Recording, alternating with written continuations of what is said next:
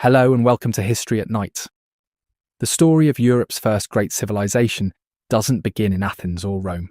It begins on an island of Crete, a rugged spine of mountains set in the blue Mediterranean. It was a crossroads of the ancient world, a place where the empires of Egypt and the Near East met the shores of Europe. Here in the Bronze Age, a unique and peaceful culture built palaces of stunning beauty and art that celebrated life. But their time came to an end, and their history was so completely erased that only a single, dark legend remained: the myth of the Minotaur. Tonight, we tell the story of their rediscovery. We will follow the archaeologists who dug up their magnificent palaces, revealing a world of vibrant frescoes, enigmatic goddesses, and a mysterious, undeciphered language. And we will investigate the story of a colossal volcano eruption that may have erased them from history. But before we begin our excavation into the past, please take a moment to like the video and subscribe. It's a simple and wonderful way to support the channel, and it means a great deal to me. I'm also always curious to know where in the world and at what time you're joining me tonight, so I'd really love to hear from you in the comments. And now, settle in. Let the noise of the modern world fade away, and let us travel deeper into the Bronze Age, to the lost island of the Minoans. Before history is written, it is remembered in stories. For the island of Crete, a place whose true past was long forgotten, that memory took the form of a dark and epic myth. It was a tale told around hearthfires in Athens and whispered in the courts of kings, a story of divine pride, monstrous punishment, and heroic sacrifice. That legend began with an act of divine defiance. The tale was told of a powerful and arrogant king named Minos, who ruled a great island empire from his palace at Knossos. To prove his right to rule, he prayed to the sea god Poseidon to send him a sign. Poseidon obliged, and from the foaming waves emerged a magnificent, pure, white bull, which Minos was meant to sacrifice in the god's honour. But the bull was so beautiful that Minos, in his greed, decided to keep it for his own herds and sacrificed a lesser animal in its place. This insult to a god could not go unpunished. Poseidon's revenge was swift, cunning, and terrible. He did not strike Minos down, but instead cursed the king's wife, Queen Pasiphae, with an unnatural and overwhelming desire for the sacred white bull. Consumed by this divine madness, the queen sought out the most brilliant inventor in the world, a man named Daedalus, who had taken refuge in her court. She commanded him to build her a hollow wooden cow, which she could hide inside to trick the animal. The result of this cursed union was a monstrous creature, a being with the powerful body of a man but the head and tail of a ferocious bull. They named him Asterion, but the world would come to know him as the Minotaur, the bull of Minos. Horrified by this monstrous stepson, a living symbol of his own sacrilege, King Minos once again turned to Daedalus. He commanded the inventor to build a prison from which the Minotaur could never escape.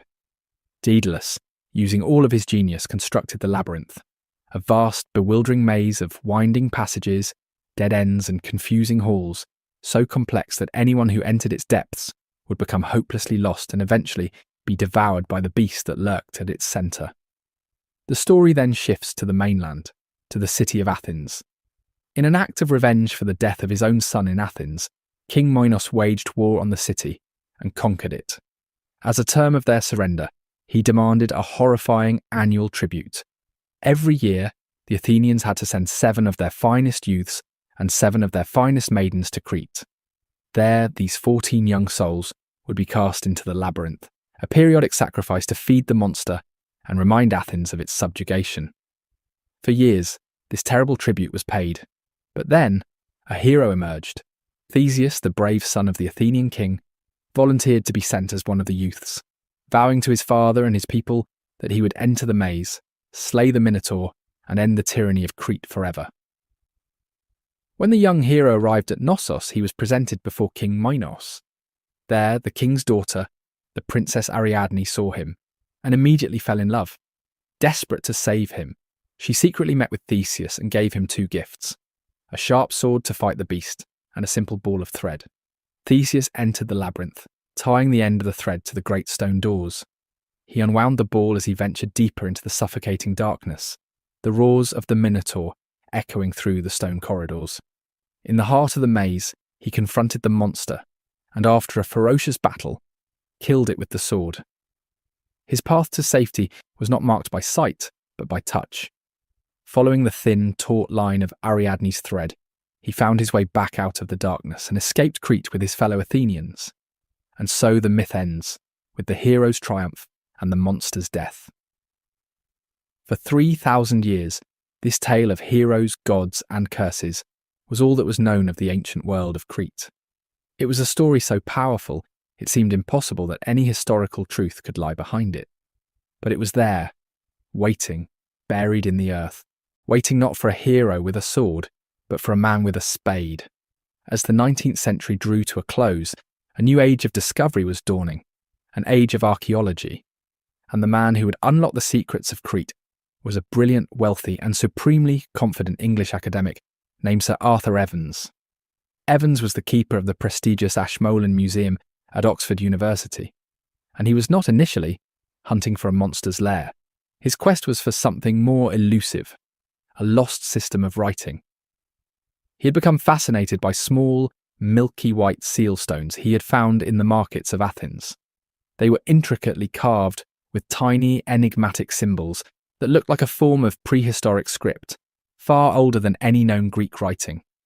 Cretan women called them milkstones and wore them as amulets to bring good fortune. But Evans believed they were the key to discovering Europe's first written language. He followed the trail of these stones to their source. In the 1890s, he arrived on a rugged and wild Crete, an island just emerging from centuries of Ottoman rule. He travelled the countryside, not as a tourist, but as a detective, buying more of the small seal stones from local villagers. The clues began to point to one location, a large, unassuming hill covered in olive groves near the main town of Heraklion, a place the locals called Kefala. Others had suspected this hill was the location of the legendary Palace of Knossos, including the famous discoverer of Troy, Heinrich Schliemann. But bureaucratic hurdles and local politics had always stood in the way. Evans, however, possessed a unique combination of academic obsession and personal wealth. Where others saw obstacles, he saw a prize to be won. He patiently negotiated and eventually purchased the entire plot of land, becoming the sole owner of the hill and whatever secrets it held. Finally, in March of the year 1900, the time had come. Evans arrived at the site with a team of over 100 local workmen. The olive trees had been cleared. The air was filled with a sense of immense anticipation. For 3,000 years, the labyrinth of the myth had stood as a dark and forbidding monument in the landscape of the imagination. Now, Arthur Evans stood before a simple hill of earth and rock, ready to knock on the door of that lost world and see if anyone was still at home. The initial work was grueling and dusty, clearing away centuries of soil and scrub.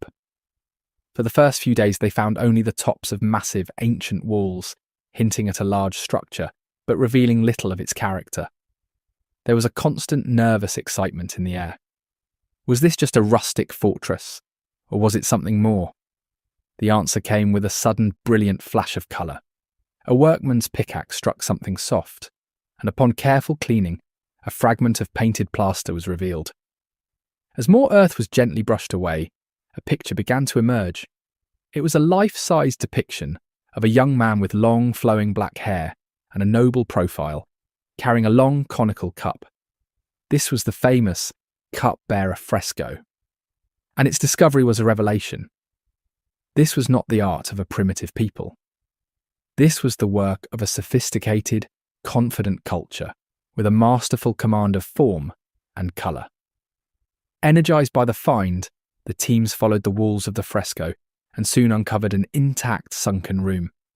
As they cleared the debris, they found gypsum benches lining the walls. And then, set against the northern wall, they saw it, a magnificent high-backed throne carved from a single block of gypsum. Its form was simple but regal, with a gracefully curving, undulating back. Though the room was small, the throne gave it a palpable sense of power and ceremony. As they carefully cleaned the walls around it, the scene became even more magical. The plaster was painted with vibrant frescoes of stylized palm trees, and on either side of the throne, two mythical griffins, creatures with the body of a lion and the head and wings of an eagle. They lay in a field of lilies, serving as serene supernatural guardians for the empty seat of power. For Arthur Evans, a man steeped in the Homeric legends, there could be only one conclusion. In a moment of high dramatic conviction, he declared to the world that he had found the throne room of the legendary King Minos himself. Around the same time, another crucial clue emerged. All over the palace, carved into the great stone blocks of the walls, the workmen found the recurring symbol of a double-headed axe. Evans knew this sacred symbol as a labris. In a flash of inspiration, he made an intellectual leap that would define his entire discovery. He connected the word labris to the mythical labyrinth. The labyrinth he proposed was not just a maze, its name literally meant the palace of the double axe. The discoveries of those first few weeks were staggering. Evans had unearthed a throne room, frescoes of stunning beauty, and a powerful symbol that seemed to be the etymological root of the myth itself. He had come to Crete looking for a few words on ancient stones. Instead, he had found the throne of a king and had given a new, historical meaning to the legendary labyrinth. The myth was becoming more real with every spadeful of earth. The discovery of the throne room was the key that unlocked the door to a lost world. But as Arthur Evans and his teams continued to dig over the next few seasons, they realised they hadn't just found a room, or even a royal villa. They were uncovering an architectural entity of almost unbelievable size and complexity. The excavation expanded from a few trenches into a vast project covering 6 acres, revealing a structure that was not so much a single building as a sprawling, self-contained city. The entire complex was organised around a huge, rectangular central court, a massive open-air paved space that served as the very heart of the palace. This was the grand stage for Minoan public life, a place where, one can imagine, great religious festivals were held, priestesses processed, and the daring bull leapers performed their sacred, death-defying acrobatics before the assembled crowds. Clustered around this central hub, in a seemingly chaotic but brilliantly planned arrangement, was a bewildering network of over 1,000 rooms, halls, workshops and shrines. This was a multi-storied metropolis, built with genius down the gentle slope of the Kefala Hill. Some sections of the palace reached up to 5 stories in height, creating a stunning series of terraces, balconies and verandas, connected by a disorienting web of grand staircases. One of these, the Great Staircase, was an architectural marvel, descending multiple levels to the lavish residential quarters, its path illuminated by the ingenious Minoan invention of the light well, a kind of open-air shaft that funneled sunlight and fresh air deep into the heart of the massive structure. To wander the excavated corridors was to understand the origin of the labyrinth myth. There was no single grand entrance. Long, winding passages would suddenly turn a sharp corner, leading down one staircase and up another, opening into unexpected colonnades or small, hidden courtyards. It was a place designed for those who knew its secrets, and a place where a stranger could easily become lost. This physical reality, Evans was sure, was the seed of the legend. But this was no prison. It was a bustling, vibrant centre of an entire civilization, with different wings dedicated to every function of a sophisticated society.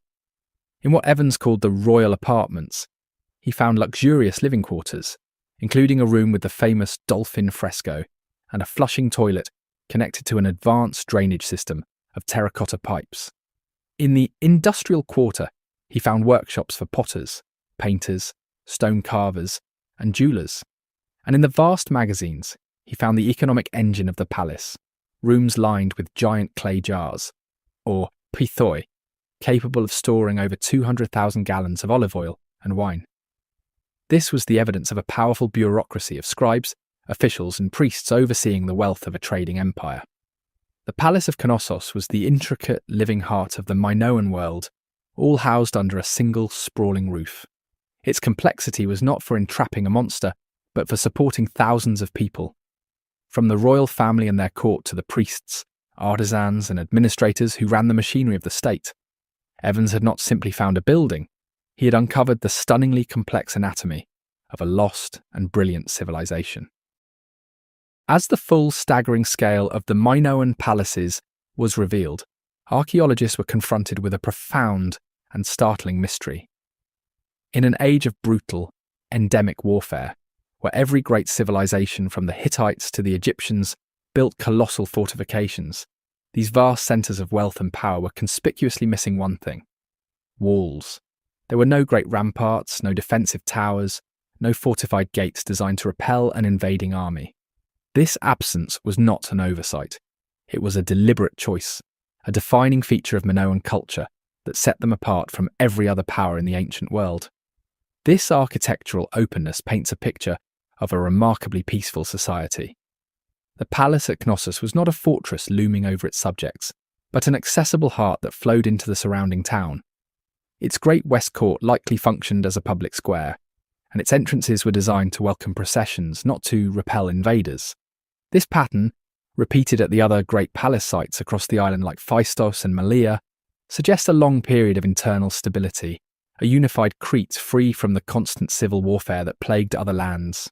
For centuries, the island appears to have enjoyed a Pax Minoica, a Minoan peace that allowed its unique culture to blossom. But this internal peace does not explain their confidence against external threats. The real answer to the puzzle of the missing walls lay not on the land, but in the sea. The Minoans were the first and greatest thalassocracy, or sea power, of the Bronze Age.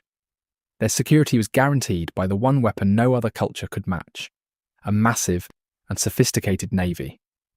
The most vivid evidence for this comes from the nearby island of Thera, where the flotilla fresco, preserved in volcanic ash, shows a magnificent fleet of sleek, elegant ships sailing between island towns. These were not just warships. They were the vehicles of a vast trading empire that projected Minoan influence across the entire Aegean and beyond to Egypt and the Near East. The Minoan fleet was their true wall, a flexible, proactive defence that made static stone fortifications redundant. It was their navy that controlled the sea lanes, protected their merchants, and could intercept any potential invader long before they ever reached the shores of Crete. Their power looked outwards, towards the horizon, not inwards in fear of their neighbours. This supreme confidence, born from naval supremacy, allowed them to invest their resources not in grim fortifications, but in magnificent art and architecture. The uniqueness of this approach is thrown into sharp relief when compared to the civilization that would eventually succeed them, the Mycenaeans of mainland Greece. The Mycenaean world was one of paranoia and war. Their centres, like Mycenaean Tiryns, were grim citadels, built for siege. Their palaces were hidden behind immense defensive walls, constructed with enormous uncut boulders so massive that the later Greeks, unable to imagine how they were built, claimed they were the work of the mythical Cyclopes.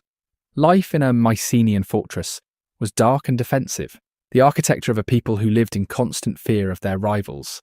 The open, unfortified palaces of the Minoans, therefore, were not a sign of weakness or naivety. They were a statement of unparalleled power and confidence. They spoke of a civilization so secure in its mastery of the sea that it did not need to hide behind stone. It was the architectural signature of a unique and seemingly peaceful Bronze Age superpower, a stark and poignant contrast to the violent, fortified world that was destined to follow. If the walls of the Minoan palaces could speak, they would do so in a language of brilliant, breathtaking colour. The Minoans were masters of the art of the fresco, a difficult and demanding technique where pigments are applied directly to wet lime plaster. As the plaster dries, the colour is chemically bonded to the wall, becoming a permanent part of the architecture itself. This method requires incredible speed and confidence. The artist has only a short time to work before the surface dries, with no room for error or correction. The survival of these vibrant paintings for over 3,000 years is a testament to the immense skill of the Minoan artisans. To walk through the excavated corridors of Knossos is to be surrounded by the ghosts of this lost artistic tradition.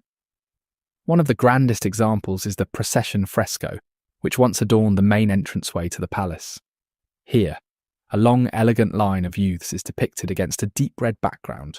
They are shown with the characteristic long, curling black hair of the Minoans, wearing elaborate kilts and carrying ceremonial vessels, seemingly as part of a grand religious rite. Leading them is the famous cup-bearer, a life-size figure holding a conical rhyton, or ritual cup, his solemn grace, a perfect introduction to the formal world of the palace. In the more private residential quarters, the art becomes more intimate and joyful. In what Arthur Evans named the Queen's Megaron, he uncovered perhaps the most beloved of all Minoan artworks, the dolphin fresco. In this stunning, immersive scene, a playful troop of blue dolphins leaps and dives through a stylized sea teeming with fish and spiky sea urchins. It is a work of pure, unrestrained delight, a celebration of the marine world that surrounded and sustained the island of Crete. There is no rigid formality here, only fluid, naturalistic motion. From this same palace came a small but iconic fragment, a portrait of a young woman Evans nicknamed La Parisienne for her seemingly modern sophistication. With her elaborate curled hair, her large, heavily outlined eye, a coquettish smile on her bright red lips, and a distinctive, sacred knot tied at the back of her neck, she is a tantalizing glimpse into the world of the Minoan elite. We do not know who she was, a goddess, a priestess, a queen. But her enigmatic expression has become a symbol for the entire mysterious civilization. Of course, no discussion of Minoan art is complete without the iconic bull-leaping fresco. From a purely artistic standpoint, it is a masterpiece of dynamic composition. It captures a moment of impossible, frozen motion, with the three slender, graceful athletes vaulting over the back of a massive, charging bull. The artist uses the colour conventions of the time, painting the male figure with reddish-brown skin and the two female figures with pale white skin, to clearly distinguish the participants in this dangerous and sacred dance. When we look at this visual language as a whole, what it tells us is as important as what it emits. The frescoes speak of a people who loved and revered nature, who engaged in complex religious ceremonies, and who valued elegance, colour, and vibrant motion. But unlike the art of Egypt or Assyria, there are no scenes glorifying a single, all-powerful king. There are no grand depictions of military conquest or vanquished enemies. It is the art of a peaceful, prosperous, and seemingly joyous people.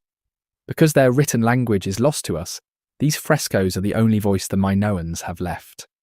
It is a beautiful and elegant language, but one that leaves their deepest secrets unspoken. The vibrant frescoes of Knossos reveal a world of grand ceremony and a deep connection to nature. But it is perhaps in the smaller, more intimate objects, the art that the Minoans could hold in their own hands, that their unique genius for craftsmanship is most apparent. The same love for fluid, dynamic life that they painted on their walls was also spun onto their pottery, carved into their seals, and hammered into their metalwork. This was a culture that did not just create art, they lived within it.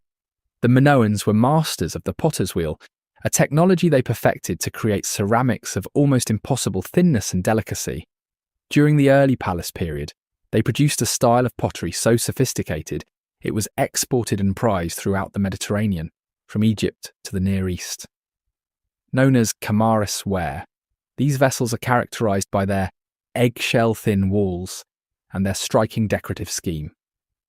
The potters would cover the vessel in a glossy dark black slip, and then using brilliant white, red, and orange pigments, they would paint swirling, abstract patterns of spirals, rosettes, and stylized flowers that seem to dance around the curved surfaces of the pottery.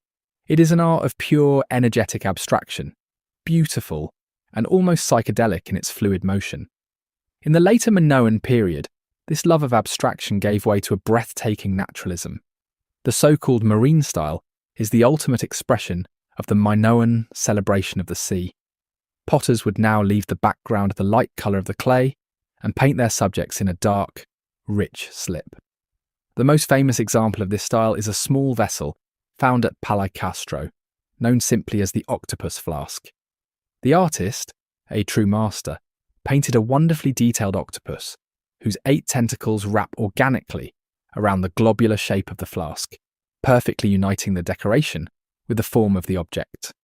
The empty spaces are filled with images of seaweed, rock, and sea urchins, creating a complete and dynamic underwater scene. It feels as though you are holding a small piece of the Aegean Sea itself in your hands. This incredible attention to detail is found on an even smaller scale in their most personal art form, the seal stones. These were the very milkstones that first set Arthur Evans on his quest. Carved from tiny gemstones like agate, carnelian, and jasper, these seals are miniature masterpieces, tiny windows into the Minoan world. Under magnification, they reveal incredibly detailed scenes, priestesses with upraised arms in ecstatic ritual, powerful bulls, mythical griffins, leaping dolphins, and even detailed portraits of their sleek, high-prowed ships. These were not just beautiful objects, they were functional tools of a complex administration, pressed into wet clay to seal documents or containers, acting as an individual signature. From a grand fresco that adorned a palace wall to a tiny seal stone that could be held between two fingers, the touch of the Minoan artist is unmistakable. Their work is a constant celebration of the natural world, a rejection of rigid, static forms, and a testament to a level of craftsmanship that was unparalleled in the Bronze Age. The art they left behind reveals a people with a uniquely joyful and sophisticated eye for beauty, a culture that sought to fill every part of their lives, from the monumental to the mundane, with vibrant, living art. To understand the Minoans is to grapple with a profound silence at their very core. Unlike the Egyptians with their Book of the Dead, or the Mesopotamians with their epic poems, the Minoans left behind no grand religious texts to explain their beliefs. Their undeciphered script keeps their prayers and myths a secret. To understand their gods, we must look at the silent artifacts they left behind, which point to a spiritual world profoundly different from that of their neighbours and successors. Their places of worship were not the colossal, state-sponsored temples of Egypt or later Greece. Instead, the Minoans found the divine in the natural world. On the highest peaks of Crete, like the sacred Mount Juktas which overlooks Knossos, archaeologists have found peak sanctuaries. Here in open-air enclosures, ordinary Minoans would make arduous pilgrimages to leave thousands of small clay votive offerings, figurines of themselves in prayer, models of their livestock, and clay replicas of afflicted body parts, left with a plea for divine healing. They also worshipped in the deep, dark interiors of sacred caves, places they saw as direct conduits to the underworld, and the powerful earth deities who governed fertility, death, and rebirth. This reverence for the earth seems to be linked to the most striking feature of their religious art: the overwhelming dominance of female figures. Across frescoes, seal stones, and sculptures, women are consistently depicted in positions of power and authority, acting as the primary intermediaries with the divine. They are shown leading processions, receiving offerings, and presiding over sacred rituals. Men, in contrast, are often shown as attendants, musicians, or simply as worshippers. The most potent and famous symbol of this female-centric faith was discovered by Arthur Evans in a stone-lined hidden pit at Knossos, which he called the Temple Repositories. Buried amongst other ritual objects, he found a set of breathtaking figurines crafted from faience, a glazed ceramic. The world would come to know them as the snake goddesses. The most complete figure stands with an intense, wide-eyed stare, her arms outstretched. In each hand, she firmly grasps a writhing snake, while others coil around her body. She wears the height of Minoan fashion, a tight, open bodice that deliberately exposes her breasts and a long, elaborate flounced skirt. Atop her tall headdress sits a small feline, perhaps a leopard, calmly observing the world. She's an image of immense power and mystery, while her exact identity, goddess or high priestess, is unknown. Her symbolism is deeply rooted in ancient traditions. The exposed breasts are a clear sign of fertility and nourishment, the very source of life. The snakes, creatures of the earth that shed their skin, are universal symbols of renewal, rebirth, and the potent magic of the underworld.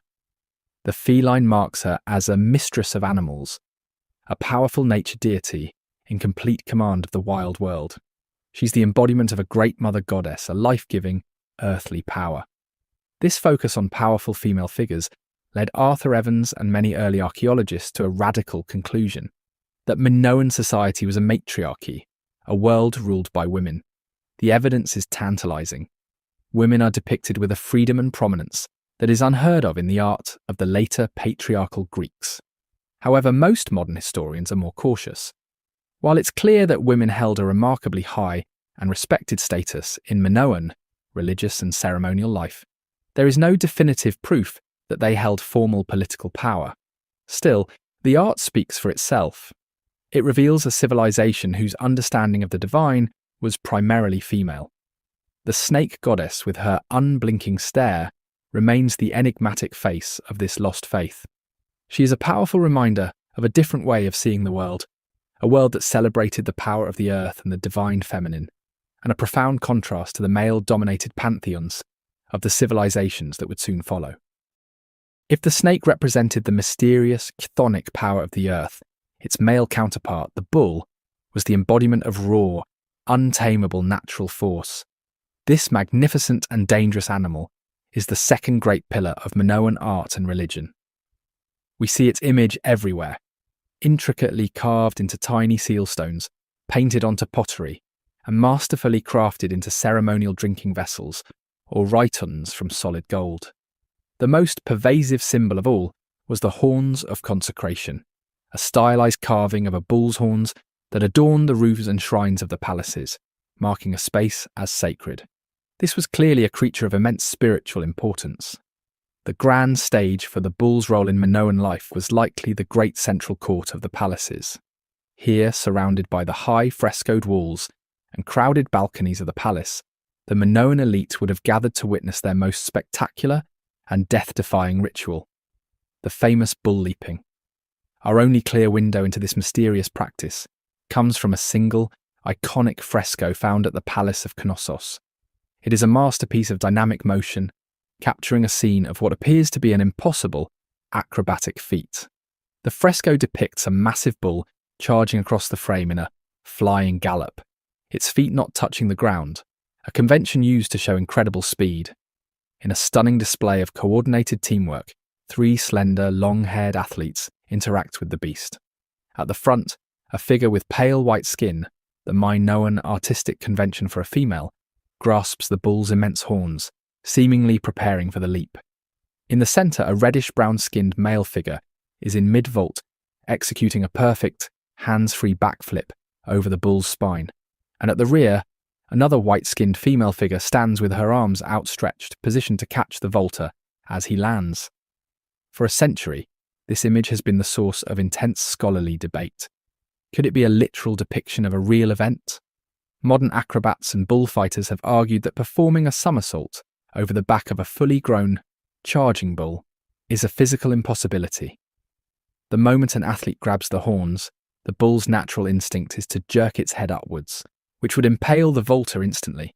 So what are we really seeing in this vibrant painting? Some believe the fresco is a schematic diagram, a kind of instruction manual, showing the 3 key stages of the leap in one continuous image, rather than as a single simultaneous action. Others propose that the athletes approach the bull from the side, using the momentum of its charge to vault sideways across its back. It's also possible that the Minoans used younger, specially trained animals, or that the entire scene is a purely symbolic, mythological representation and was never actually performed. Whatever the reality, the bull leaping ritual was clearly a high-stakes performance, a sacred and dangerous dance that would have required years of training and immense courage. The risk of being gored, trampled, or killed must have been incredibly high. It is in this practice, the spectacle of elite youths and maidens risking their lives against a bull in the heart of the labyrinthine palace, that we can see the clearest historical seed for the later Greek myth of the Minotaur. The legend of 14 Athenians being sacrificed to a bull monster in a maze is almost certainly a distorted, fearful memory of this very real Minoan ritual. The true meaning of the bull leaping ceremony may forever be a mystery, but the art it inspired speaks volumes. It reveals a culture that did not cower before the awesome power of the natural world. Instead, they chose to confront it, to engage with its most dangerous forces, not with brute strength, but with timing, grace, and breathtaking athletic skill. For the Minoans, the bull was the ultimate test, and in this sacred dance with death, they celebrated their unique and fearless spirit. We have explored the open palaces, the joyful art, and the enigmatic rituals of the Minoans. But a fundamental question remains: what was the source of the immense wealth and security that allowed this unique and seemingly peaceful culture to flourish for centuries? The answer did not lie within the fertile fields or mountains of Crete, but in the vast blue expanse that surrounded it. The Minoans were, above all else, masters of the sea. The key to understanding their civilization is the concept of a thalassocracy, a word derived from the Greek thalassa for sea and kratia for rule. They were the first great naval power in European history, and their influence was built on the decks of their magnificent ships. From frescoes, carved seals, and clay models, we can see what these vessels looked like. They were sleek, crescent-shaped ships with a single square-rigged mast and a high curving stern. Powered by both sail and teams of rowers, they were swift and manoeuvrable, capable of plying the sometimes treacherous waters of the Aegean Sea. These were the instruments of a vast and lucrative trading empire. From their harbours on Crete, these ships sailed forth, carrying the high-value products of Minoan craftsmanship. Their exquisite Kamares ware pottery was a prized luxury good, exported as far as Egypt and the Levant. They traded fine textiles, expertly crafted bronze weapons, and most importantly, the agricultural bounty of Crete itself. Vast quantities of olive oil and wine, sealed in large distinctive clay jars. In return, their ships brought back the raw materials that their island lacked. They imported tin from Anatolia and copper from Cyprus, the two essential metals needed to forge bronze, the lifeblood of the age. From Egypt and the Near East, they brought back gold, ivory, and precious stones like lapis lazuli to be worked by their skilled artisans. Their most important and powerful trading partner was the ancient kingdom of Egypt. In the tombs of great Egyptian viziers and nobles, like the famous tomb of Rekhmir in Thebes, we find stunning proof of this relationship. Here, wall paintings depict delegations of foreign men, explicitly labelled by hieroglyphs as the Keftiu, a name believed to be the Egyptian word for the Minoans. These figures are shown with the iconic long black curling hair and patterned kilts seen in the frescoes at Knossos. They carry gifts for the pharaoh, and among the objects they bring are perfect depictions of Minoan artistry: golden bull-headed drinking cups and distinctive long-necked pottery. This is a remarkable confirmation from an outside source, showing that the Minoans were not an isolated people, but were major players on the world stage, respected enough to bring their finest goods to the court of the most powerful king on earth. Minoan power was not limited to trade alone. They projected their culture across the Aegean by establishing settlements and colonies on other islands. The most famous of these was the city of Akrotiri on the island of Thera, a veritable Minoan city in miniature. With multi-storied houses, beautiful frescoes, and advanced plumbing. Other outposts on islands like Rhodes and Kythera served as vital trading hubs, securing the sea lanes and creating a network of Minoan influence that spanned the sea. This is the ultimate explanation for the world without walls. The Minoan thalassocracy was the source of their wealth, the guarantor of their peace, and the foundation of their unique, outward-looking culture. Their navy was their greatest weapon, and their best defence.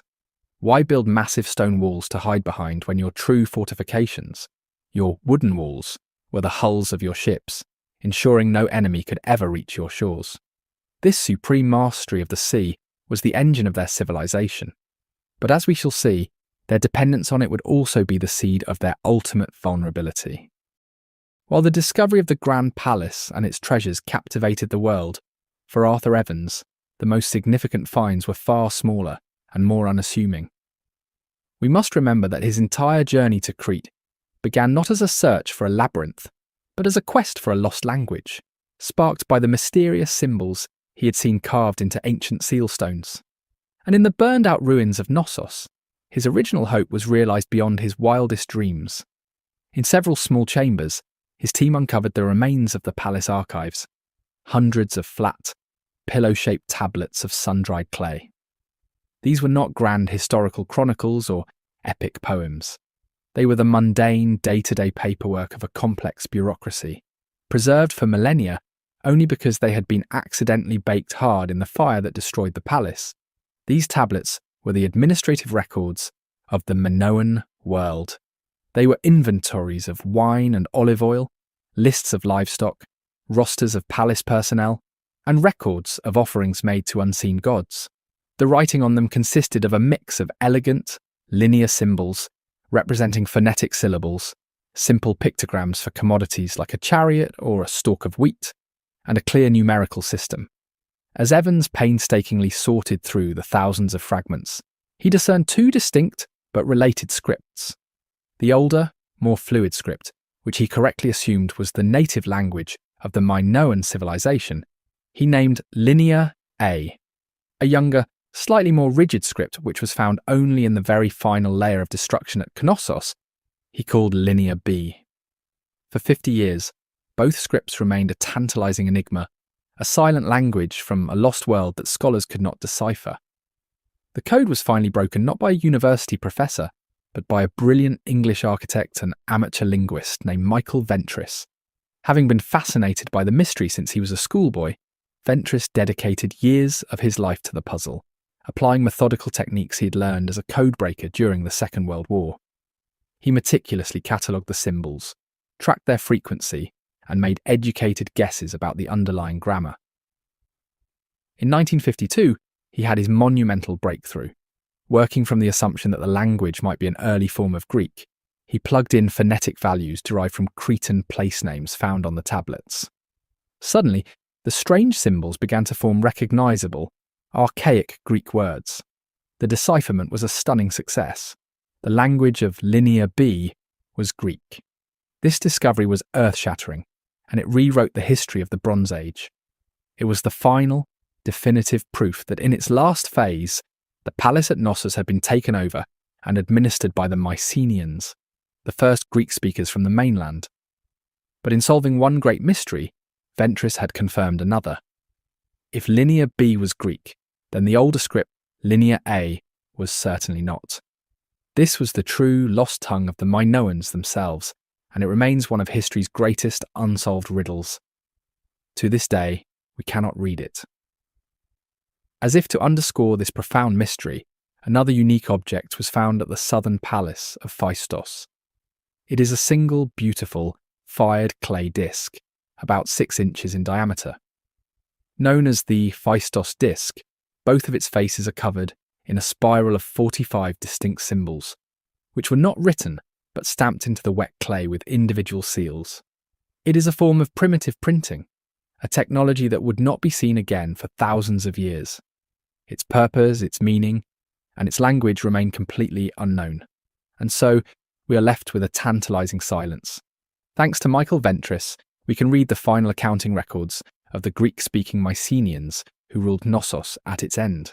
But the true voice of the Minoans, the language they used to name their kings, their goddesses, and themselves, remains locked away in a script we cannot read. They are a civilization we can see in stunning detail, but whose own words we cannot yet hear. In the final, golden years of the 17th century BC, the Minoan civilization was at its absolute zenith. Their palaces were centres of high art. Their trading fleets controlled the Aegean, and their influence was felt from Egypt to the Greek mainland. It must have seemed like their peaceful, prosperous world would last forever. But their greatest threat was not a rival empire.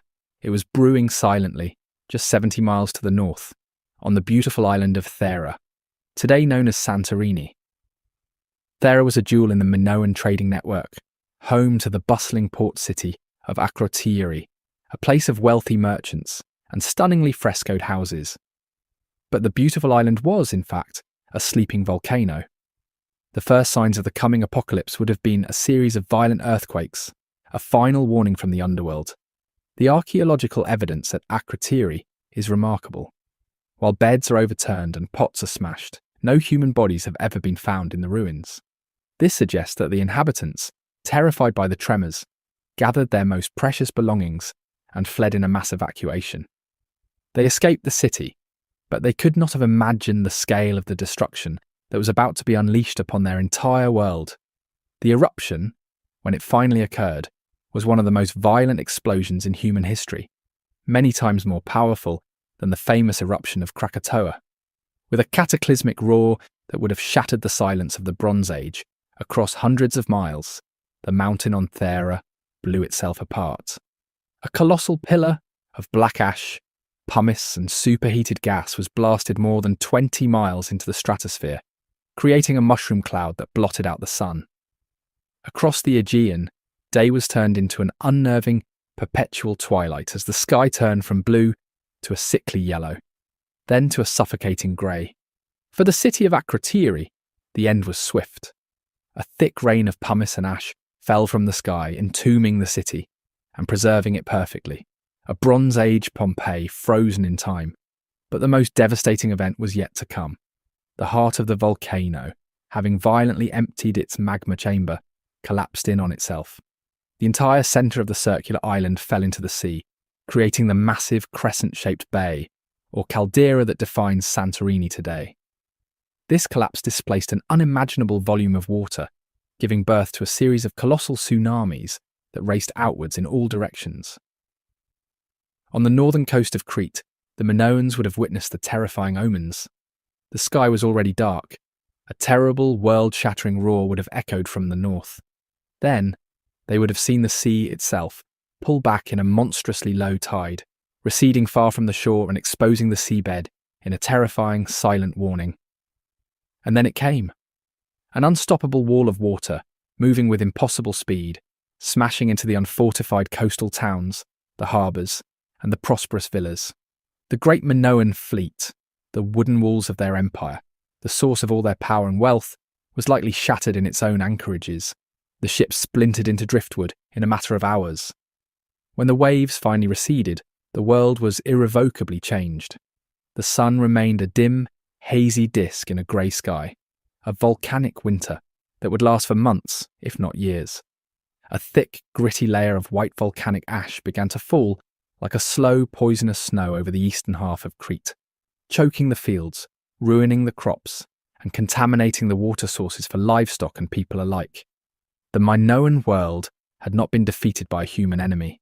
It had been assaulted by the raw geological power of the earth itself.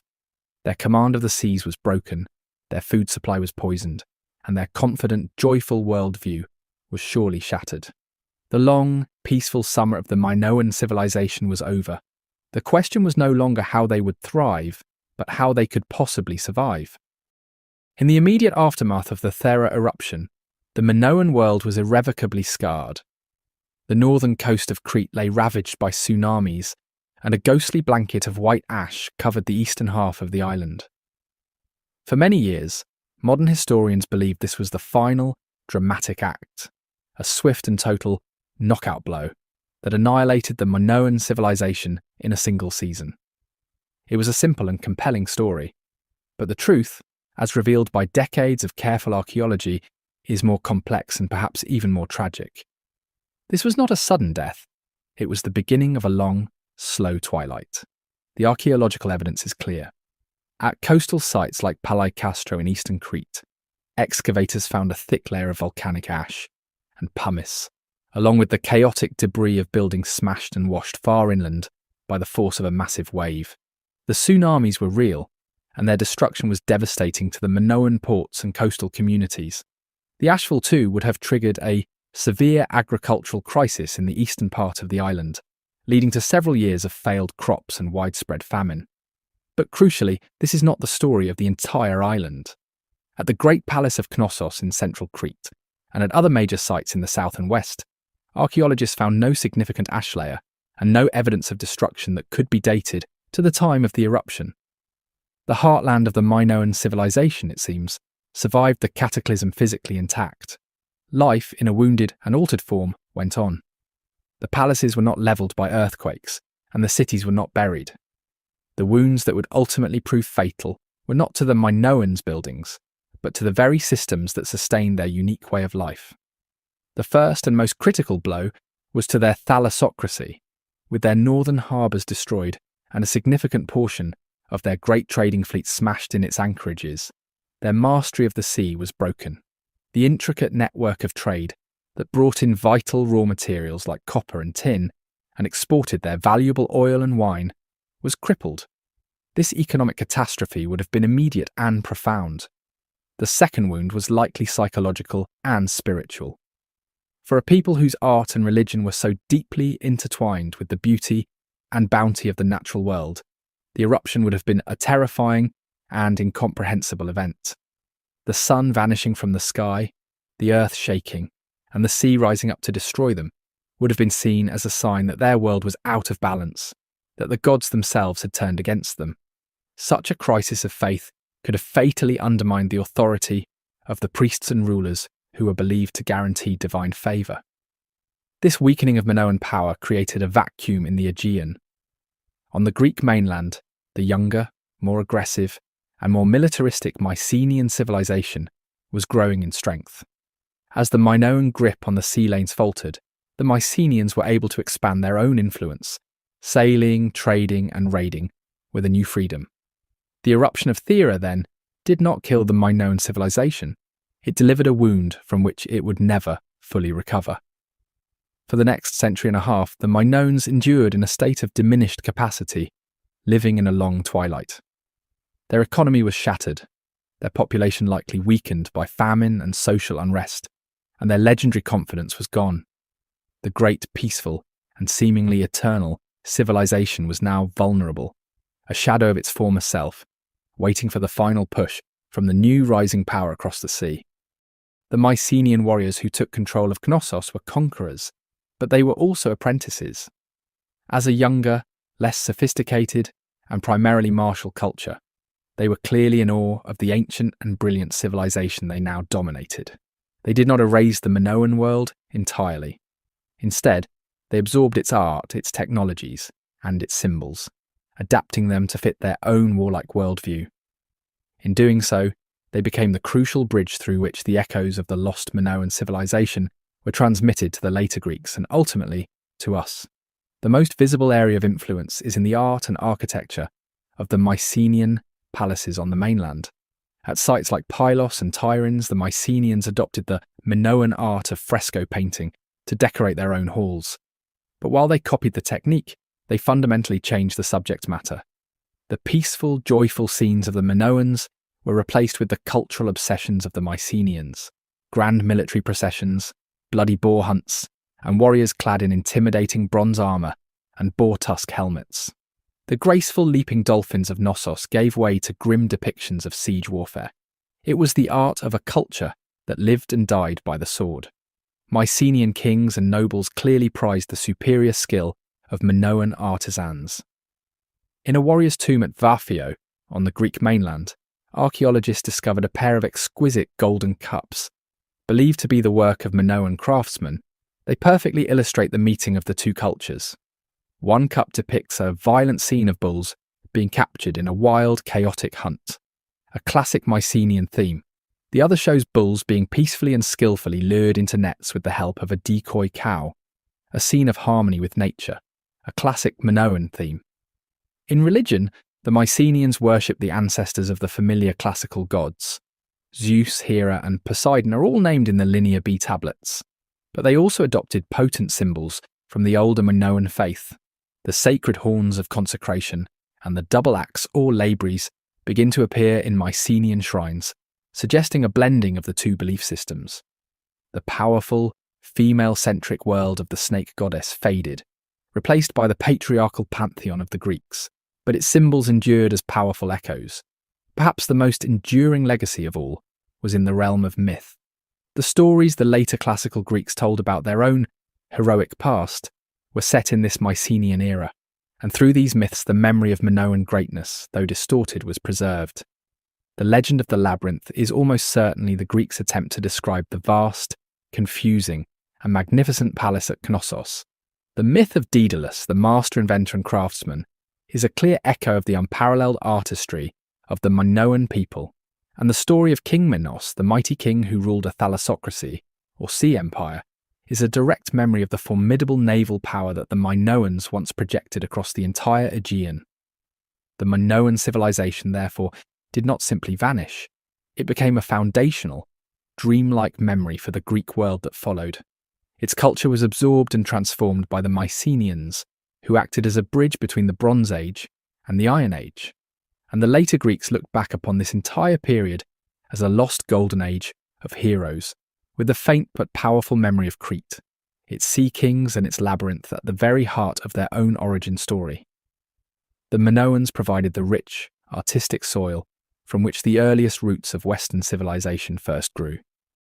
While the spirit of Minoan culture lived on through its influence on the mainland, the physical world that created it was destined for a final, violent end. For roughly 75 years after the conquest, the Palace of Knossos continued to operate under the rule of its new Greek-speaking Mycenaean masters. Then, around the year 1375 BC, the end came. A catastrophic fire, far more intense and widespread than any that had come before, tore through the entire 6-acre complex. The grand staircase collapsed. The magnificent frescoes were blackened and shattered, and the great red columns that had held up the roofs for centuries were consumed by the inferno. The palace at Knossos, which had stood for over 500 years, was reduced to a smouldering ruin, and this time it would never be rebuilt. The cause of this final destruction remains a mystery. Was it a natural disaster? Unlikely, as other sites on the island were not similarly destroyed at this time. Most archaeologists believe the fire was a deliberate act. Perhaps it was a violent uprising of the native Minoan population, a final desperate rebellion against their Mycenaean overlords. Or perhaps the threat came from other Mycenaeans. A rival king from a powerful mainland citadel, like Mycenae itself, may have attacked and destroyed Knossos to eliminate a competing power centre and consolidate his own control over the lucrative Cretan trade routes. Whatever the cause, the result was definitive. The great palace era on Crete was over. People would continue to live in small settlements in the ruins for a time, but the centralised power, the wealth, and the sophisticated culture that had defined the island for centuries were gone forever. In a profound historical irony, the very fire that destroyed the palace also baked the clay Linear B tablets as hard as stone, preserving for millennia the administrative records of its final conquerors. With the fall of Knossos, the island of Crete receded into a provincial backwater. To visit the Palace of Knossos today is to walk directly through the vision of its discoverer.